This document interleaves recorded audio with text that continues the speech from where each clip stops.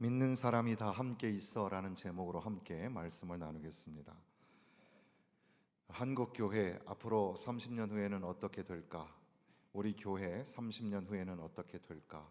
이런 생각을 하게 됩니다.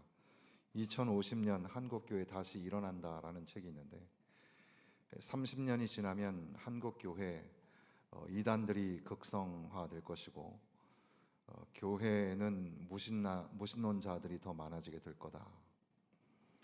스코틀랜드 교회가 22년 만에 반토막이 난 것처럼 한국 교회 30년 후에 반토막이 날지도 모른다.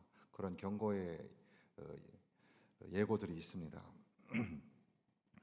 그러나 그럼에도 불구하고 하나님 말씀을 깨닫고 각성하고 회개하면 한국 교회에게 2번 정도 이상의 그런 부흥의 기회가 다시 올 수 있다. 한국 교회의 첫 번째 부흥은 평양 운동이었습니다. 평양 대부흥 운동. 그리고 두 번째 운동은 6.25 전쟁 이후에 남쪽으로 그 교회들이 부흥하게 되는 역사가 있었고, 세 번째 부흥은 경제 성장 이후에 전국적으로 이 전도 부흥 집회가 일어나면서 교회가 성장했습니다. 그리고 나서 이제 다섯 번째는 통일이 될 때, 남북 통일이 될 때 다시금 부흥의 역사가 일어나게 될 것이고, 그 통일을 앞두고 있는 그 네 번째 포로기환과도 같은 그때에 다시 한번 교회들은 부흥을 경험하게 될 것이다. 하나님 말씀을 깨닫고 각성하고 회개하는 교회들은 기회가 있다. 이런 말이 되겠습니다. 최근에 목회 데이터 연구소라는 곳에서 부흥하는 교회와 쇠퇴하는 교회를 비교하는 설문조사, 그리고 그 끝에 책을 발간하게 되었죠. 거기에는 실제 부흥하고 있는 교회의 목회자와 성도들을, 그리고 쇠퇴하고 있는 교회의 목회자와 성도들을 설문조사를 하고 다방면의 그런 여러 가지 빅데이터를 통해서 조사를 하고 그것으로 결론을 내리게 되었는데, 그렇게 부흥하는 그리고 또는 쇠퇴하는 교회에 네 가지 중심 축이 있더라는 겁니다. 첫 번째는 부흥하는 교회는 사역을 참여하는 문화가 있더라. 봉사자 수가 증가하고 사역 프로그램이 항상 있고 높은 사역 참여도가 있고, 그리고 평신도 사역이 활성화되고 있다. 그런 교회이죠. 예를 들면 특세가 지난 한 주간 우리가 특세를 했는데 특세 기간 동안에 평균 110명 정도가 출석을 했습니다.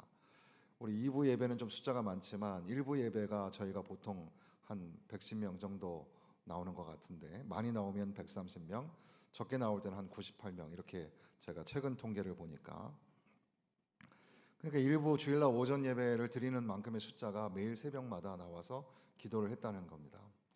보통 새벽 기도에 모이는 성도의 숫자가 그 교회의 11조다 이렇게 얘기를 하기도 합니다. 그래서 1000명이 모이는 교회는 100명이 새벽 예배를 드린다.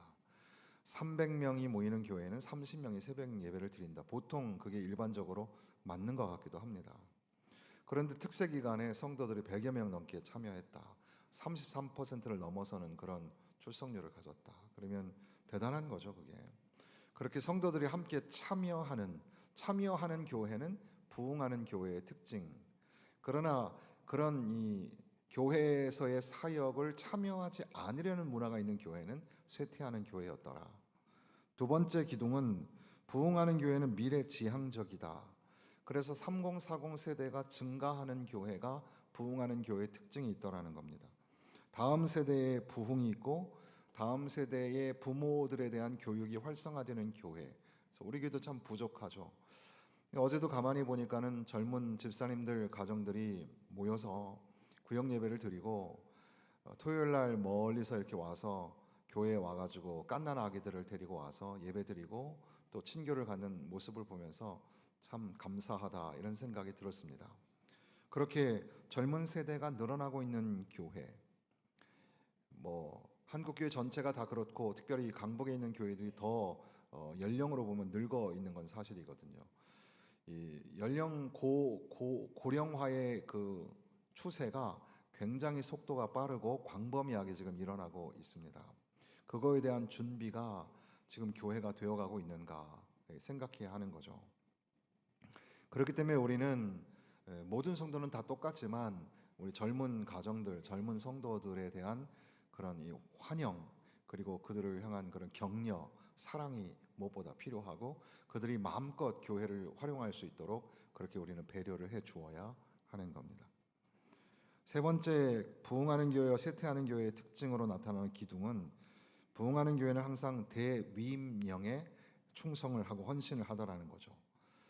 그러니까 세례자의 숫자가 증가하게 된다. 오늘 우리 본문에도 세례자의 숫자가 증가한다, 이런 초대교회의 모습이 나타나는데, 그러니까 예수님을 믿고 예수님을 영접하는 사람들이 늘어나게 된다는 거죠. 그러니까 전도하는 교회, 그리고 선교하는 교회가 부흥하는 교회다. 그러니까 계속해서 전도의 패러다임이 있고, 선교에 대한 그 비약적인 그런 비전이 점점 커지고 넓어져야 한다는 거죠. 뭐 이 정도 하면 됐지, 이런 정도가 아니라 계속해서 더 전도하고 더 많이 선교하는 교회가 살아남는다. 재정도 교회 담장을 넘는 재정이 되어서 교회 안에서 우리끼리만 쓰고 그렇게 소비하는 것이 아니라, 어려운 재정에도 불구하고 이웃과 우리 교회와 사회 속의 경계를 넘어서서 그렇게 선을 베풀고 또 도울 수 있는 그런 교회, 선교적 교회. 네 번째는, 부흥하는 교회는 함께하는 공동체이다. 소그룹 활성화가 되어지는 교회. 지난 특세는 교구장님들과 또 구역 식구들이 함께 나와서 특송을 하기도 하고, 금요 부흥 기도회도 구역 부흥을 위한 기도회. 요즘에는 80년대처럼 우리가 함께 구역 예배를 드리면 이 골목 저 골목에서 구역 예배를 드리는 풍경이 있었습니다.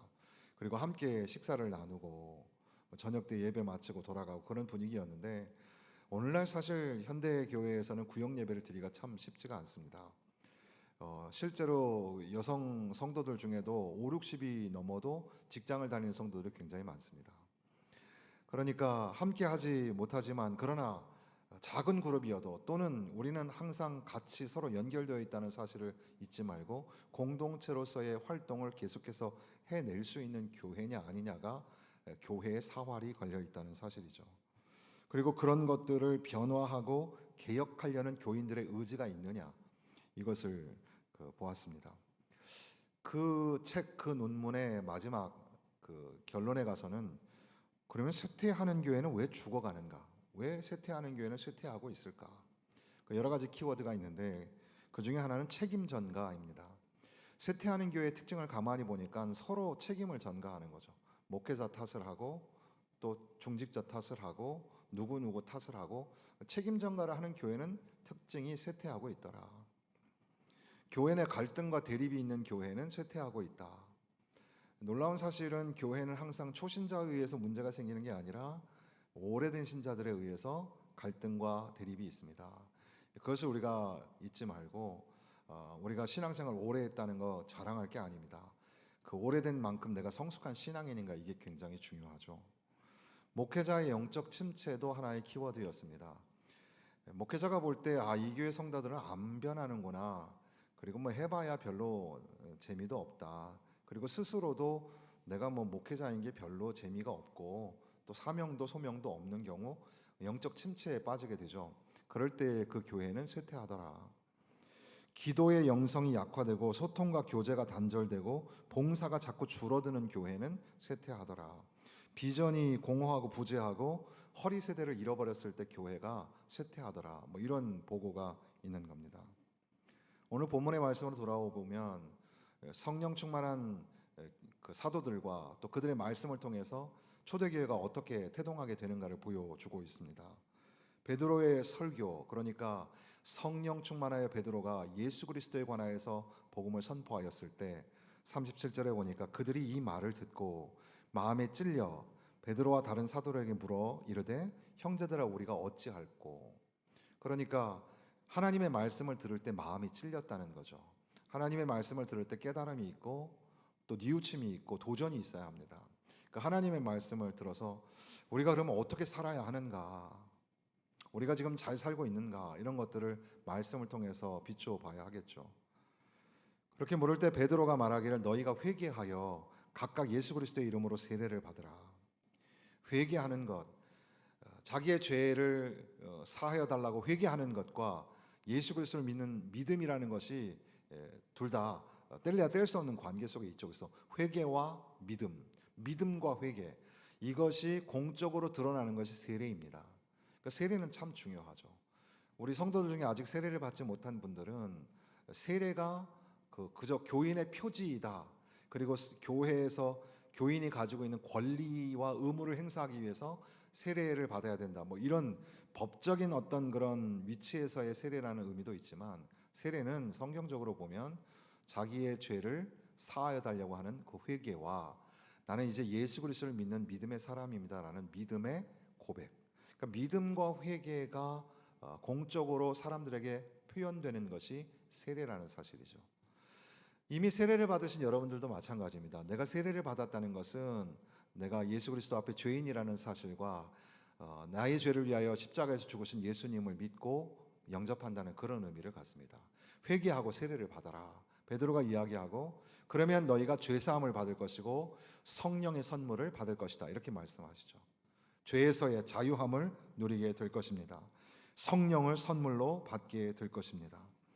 그러니까 그 이후 성령이 그들 가운데 임재하시고 내주하시고 연합하시고 함께 하셔서 성령 충만한 삶을 살게 하신다는 겁니다. 그러니까 하나님의 말씀을 듣고 회개하고 세례를 받고 죄사함을 받고, 그리고 그들이 성령의 선물을 받아서 내주하시는 성령 가운데 성령 충만한 삶을 살게 되는 것, 바로 그게 초대교회의 모습이었다는 사실이죠. 그리고 나서 계속해서 이어지는 초대교회의 성도들, 교회의 모습이 기록되어 있는데 42절 말씀을 보면 그들이 사도의 가르침을 받아 서로 교제하고 떡을 떼며 오로지 기도하기를 힘쓰니라.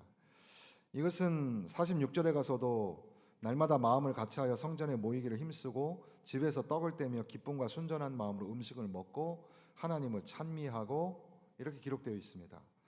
그러니까 교회 생활이 쭉 기록되어 있는데, 먼저는 그들이 사도의 가르침을 받았다는 사실이죠. 교회는 가르치는 곳, 교회는 배우는 곳. 교회에서 하나님의 말씀이 가르쳐야 되고, 그리고 하나님의 말씀을 배워야 하는 곳입니다. 그러니까 사도들은 가르치는 일에 전무하고 성도들은 하나님의 말씀을 배워야 하는 거죠. 그러니까 구약의 성경, 그리고 예수님께서 사도들에게 가르쳐 주셨던 그 말씀을, 하나님 나라의 복음을 이제 성도들에게 가르쳐 주고 그 말씀을 배우는, 그래서 성경 공부가 굉장히 중요하죠. 성경 공부를 할 수 있도록 여러분들이 기회를 갖는 것이 참 중요합니다. 또한 시간이 여의치 않아서 그렇게 하지 못하는 경우에도 우리는 예배 시간에 목사님을 통해서 듣는 말씀을 통해서 우리는 하나님의 말씀을 대할 수가 있고, 요즘에는 신앙 서적들이 참 잘 되어 있어서 여러분들이 한 달에 한 권 정도씩은 신앙의 서적들을 좀 읽으시면서 자기의 신앙의 성숙을 좀 돌아보는 시간들도 가질 수가 있겠습니다. 어쨌든 교회는 늘 배워야 합니다. 계속 배우기에 힘써야 하는 거죠. 두 번째는 교회는 서로 교제하며라고 되어 있습니다. 교제한다는 것은 코이노니아라고 우리가 자주 들었던 그런 단어죠.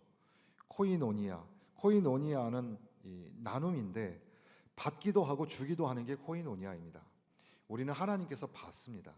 은혜를 받고 사귐을 받고 사랑을 받습니다. 성부, 성자, 성령 하나님을 통해서 우리가 공급을 받습니다. 또한 동시에 우리는 나누어 줍니다. 우리의 사랑, 우리의 자비, 용서, 그리고 우리의 관심과 우리의 물질을 서로 나누어 주는, 그것이 교제, 코이노니아라고 할 수 있겠습니다. 이 코이노니아라는 단어는 실제 바울 사도는 그 코이노니아라는 단어를 이제 이방 교회를 향하여 드리는 연보, 그러니까 선교 헌금도 코이노니아라고 불렀습니다. 그러니까 우리가 다른 선교적 차원에서 다른 교회를 돕는 그 모든 사역도 코이노니아, 교제다. 그리고 또 코이노니코스라는 헬라어는 관대한이라는 단어가 됩니다. 그러니까 우리가 말하는 관용이라는 단어에도 교제라는 단어가 들어가 있다는 사실이죠. 교회는 교제하는 교회, 그러니까 사랑을 서로 나누는 교회가 바로 초대교회의 모습이었다는 사실이죠. 또한 교회는 떡을 떼며 기도하기를 전혀 힘썼다. 떡을 뗐다, 기도했다라는 말이 정관사가 붙어서 그 떡을 떼는 사건, 그 기도하는 일, 그러니까 사적으로도 우리는 밥을 나눠 먹죠. 그리고 또 기도도 개인적으로 하죠. 그렇지만 공적으로 함께 모여 기도하고 함께 모여서 떡을 먹는 시간들을 가졌다는 사실입니다. 그리고 하나님을 찬미하고 기뻐했다라는 것을 통해서 그 초대교회가 늘 예배하는 교회, 예배가 살아있는 교회, 하나님을 만나는 그런 교회였다는 사실입니다. 그리고 이어서 그 교회는 그 수가 3천이나 더하더라라는 말씀이 41절에 있으며 47절에 가서도 구원받는 사람을 날마다 더하게 하시니라. 그러니까 계속해서 예수 믿는 사람들이 늘어나고 점점 교회가 부흥하고 성장하는 거죠. 부흥하는 교회는 영적으로, 질적으로, 내적으로만 성장하는 게 아닙니다. 부흥하는 교회는 숫자적으로도 성장하는 거죠. 그러니까 비어있는 자리를 관심 갖고 여러분들이 내 사랑하는 이웃과 친구들을 초대하고 함께 예배드리는 것은 너무너무 소중하고 아름다운 일입니다. 그러니까 전도에 관심을 갖고 선교에 관심을 갖는 것, 그것이 바로 교회의 본질, 교회의 정체성이라고 할 수 있겠죠. 이 네 가지를 가만히 생각해 보면 다 이것이 이 커넥션, 그러니까 관련과 연관이라는 단어로 설명을 할 수 있겠습니다. 그러니까 가르침을 받고 배운다. 이 사도와의 관계죠. 교회는 목회자와의 관계가 굉장히 중요합니다. 또한 서로 교제한다라는 것은 나와 너, 당신과 나 사이의 관계입니다. 그러니까 교회는 혼자 있는 게 아닙니다. 교회는 혼자 하나님하고 그냥 이렇게 예배드리고 그냥 끝나고 가는 게 아니라 교회는 나와 너의 사랑의 교제가 필요한 거죠. 물론 우리는 인생이 홀로서기이고 키에르케고르가 말한 것처럼 우리는 신 앞에 선 단독자, 하나님 앞에 우리는 대면하게 될 때 단독적으로 대면하게 되겠죠. 그렇지만 우리를 교회로 부르셨다는 사실은 나와 너와의 관계가 굉장히 중요하다는 거죠. 그러니까 내 주변에 이웃과 친구, 또 신앙의 동지들이 필요한 겁니다. 우리가 하나님 앞에 예배한다는 그 예배하는 교회라는 것은 하나님과 나 사이의 관계를 의미하게 될 것이고, 세상을 향하여서 전도하고 선교한다는 것은 세상과의 관계를 의미하죠.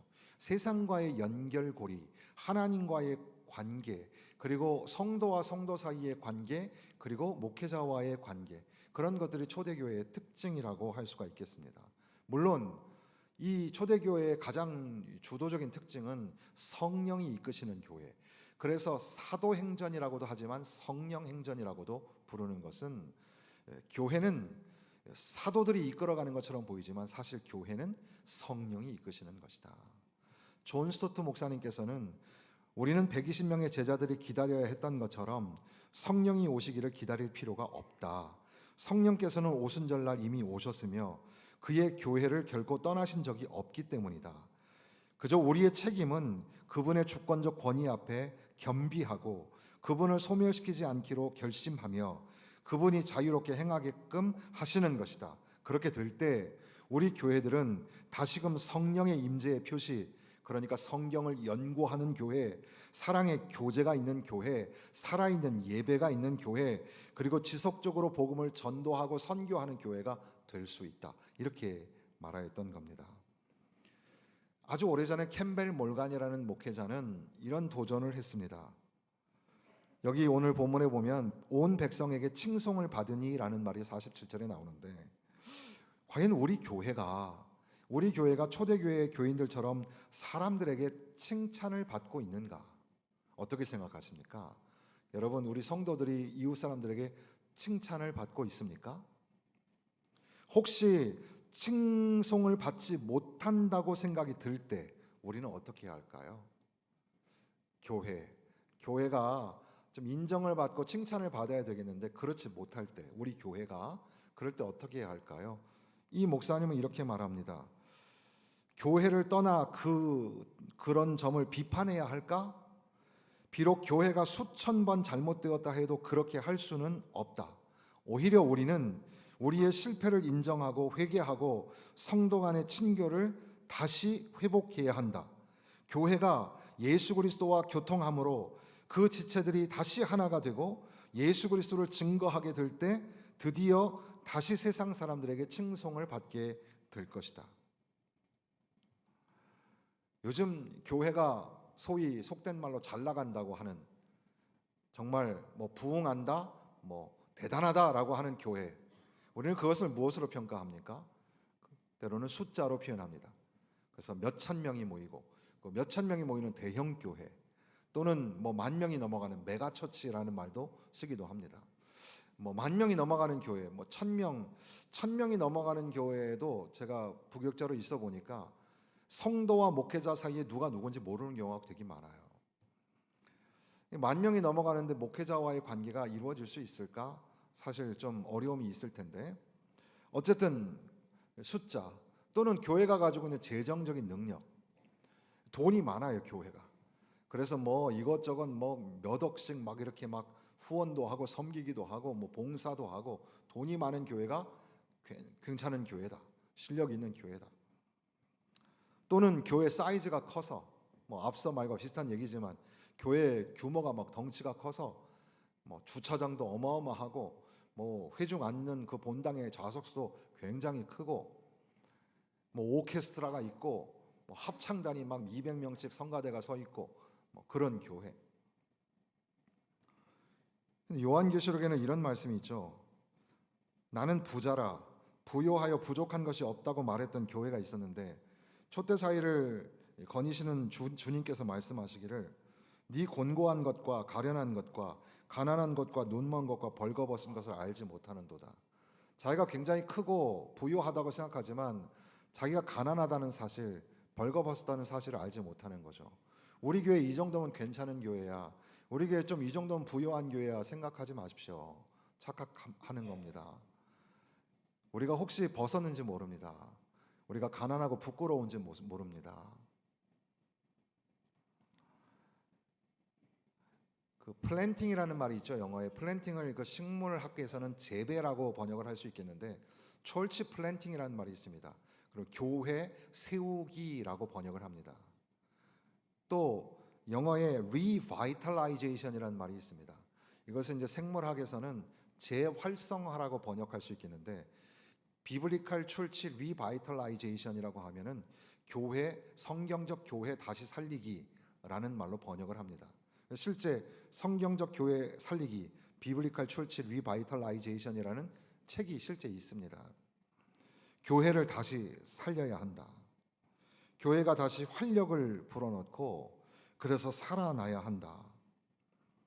그러기 위해서 그 수영로 교회에, 부산에 있는 수영로 교회 이규현 목사님의 그 교회론이 공감이 가기도 합니다. 물론 대형 교회를 우리가 다 따라가는 것은 옳은 일은 아니지만 교회에 관한 철학은 우리가 공유할 필요가 있다고 생각하는데, 교회가 변함없이 붙들어야 할 가장 중요한 원리 첫 번째는 공동체라고 말합니다. 그러니까 오늘 초대교회의 모습이 우리에게 보여주는 것은 많은 사람들이 한 곳에 모였다, 믿는 사람들이 다 함께 있었다, 이 공동체를 이루고 있다는 거죠. 관계지향적인 그런 공동체. 오늘날의 교인들은 다 각자 혼자의 신앙생활을 합니다. 자기 옳은 소견대로 신앙생활을 하는 거죠. 어떻게 하면 공동체성을 살려낼 것인가, 이게 굉장히 중요합니다. 앞서 잠시 말씀드렸지만 구역 예배가 그렇게 과거처럼 그렇게 잘 우리가 진행되지 않고, 구역이라는 단어 대신에 셀이라고 하기도 하고 순이라고 하기도 하고 별 이름을 다 붙이지만 결국은 그게 그거예요. 소그룹 모임이 얼마나 많이 움직이고 있는가, 이런 건데, 어쨌든 우리도 여러 가지 방향으로 구역이나 또는 남전도 여전도의 나이들이 비슷한, 사실 다 더 세분해서 쪼개야 되지만 이제 우리 교회는 이제 나이 많은 분들은 계속 늘어나고 젊은 사람들은 좀 적은 형태를 갖는 전형적인 강북교회 형태를 갖다 보니까 전도의 나이를 몇 년 동안 멈춰가야 된다, 뭐 이런 얘기가 지금 나오고 있죠. 그것이 우리 교회 오늘 전도회의 고민이기도 합니다. 어떻게 하면 작은 모임들을 활성화시킬 수 있을까? 기도의 모임, 교제의 모임, 성경의 모임.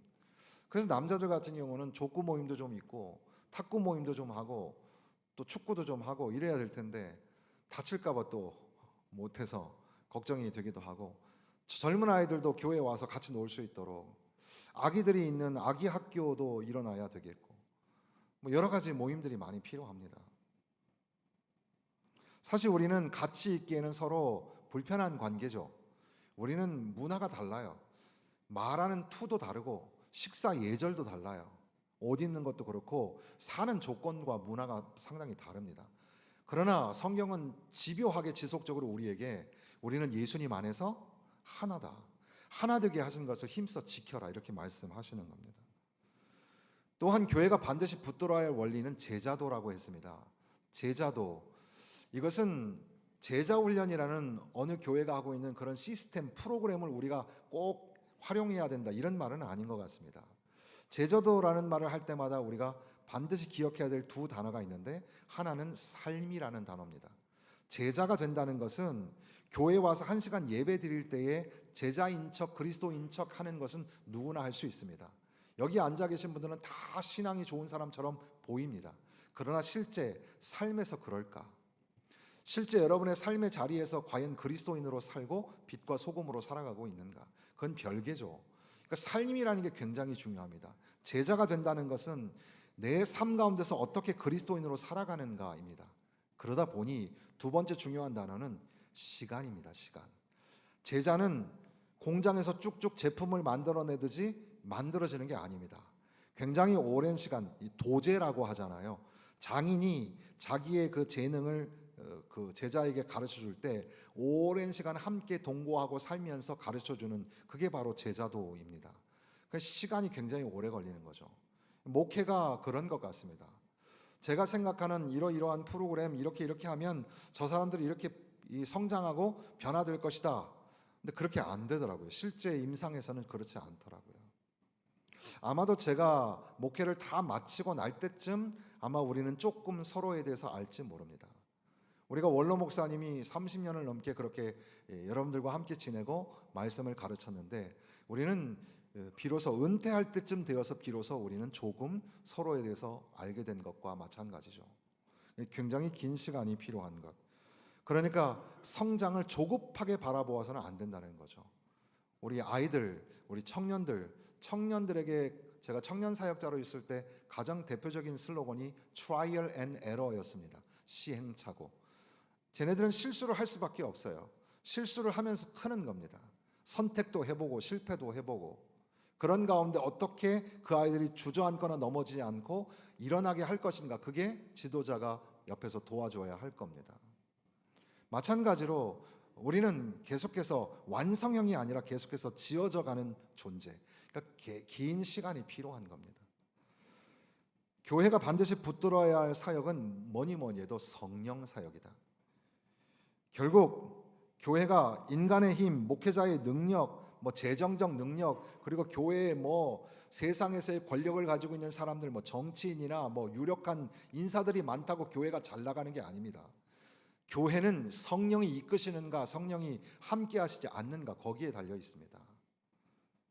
결국 기도 싸움이죠. 기도의 능력이 있느냐, 성령의 역사가 있느냐, 이것이 더 중요합니다.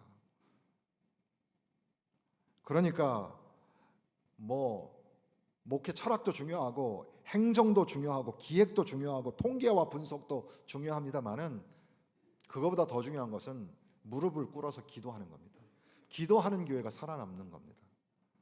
새벽 예배 문 닫는 교회가 점점 많아지죠. 한 명이 나와도 끝까지 새벽 예배를 열어야 합니다. 기도해야 합니다. 밤 기도를 닫지 말아야 합니다. 계속해서 기도해야 합니다. 낮에도 예배당에 찾아 나와서 저 기도실에 가서 기도하고 가시는 성도들이 있습니다. 여러분, 여러분의 일상의 자리에서 기도를 놓치지 마십시오. 기도가 없다면 성도가 아니고, 기도가 없으면 교회가 아닌 겁니다. 성령의 역사하심을 믿고 성령의 감동하심을 따라서 기도하고 성령의 이끄심을 받는 그런 교회가 되어야 하는 거죠. 우리 교회는 어떤 교회가 되어야 할까? 여기 오늘 성경 말씀에 어떤 개별적, 우리가 예수님의 제자들 베아니아요 빌바 도마야 다시가 베드로 안드레 야고보 요한 빌립 바돌로메, 이 예수님의 제자들의 이름보다는 이 큰 공동체로 지금 사도행전이 주목하며 진행되고 있다는 사실을 우리는 보면서, 교회 안에 나와 너의 이름은 별로 중요하지 않습니다. 교회가 하나가 되어서 과연 그 교회가 베드로가 이끄는지 누가 이끄는지 중요한 게 아니라, 성령이 어떻게 그 어린 교회를 이끌어 가시는지, 이게 굉장히 중요합니다. 우리 교회는 완성되지 않은, 아직 성숙하지 않은 어린아이 같은 교회입니다. 비록 70성상을 달리지만 그래도 우리는 여전히 부족한, 하나님 앞에 설 때까지 어린아이 같은 교회입니다. 성령의 인도하심이 없으면 안 되는 교회죠. 성령이 이끌어 주시는 교회, 우리 교회 되었으면 참 좋겠습니다. 마틴 루터는 성경을 깊이 파고들고 몰입하다 보니까 오늘날 교회가 잘못되었다는 사실을 깨닫게 되었고 종교개혁을 하게 된 겁니다. 하나님의 말씀을 읽고 하나님의 말씀을 묵상하며 하나님의 말씀에 비추어 다시금 회복되어지는 교회, 그리고 하나님 앞에 회개하고 각성하며 다시 믿는 사람들이 모여지는 교회, 그리고 사람들이 이끄는 교회가 아니라 성령이 이끄시는 교회, 우리 교회 되기를, 강물같이 흐르는 성령이 우리 가운데 충만한 교회 되기를 주님의 이름으로 축원합니다.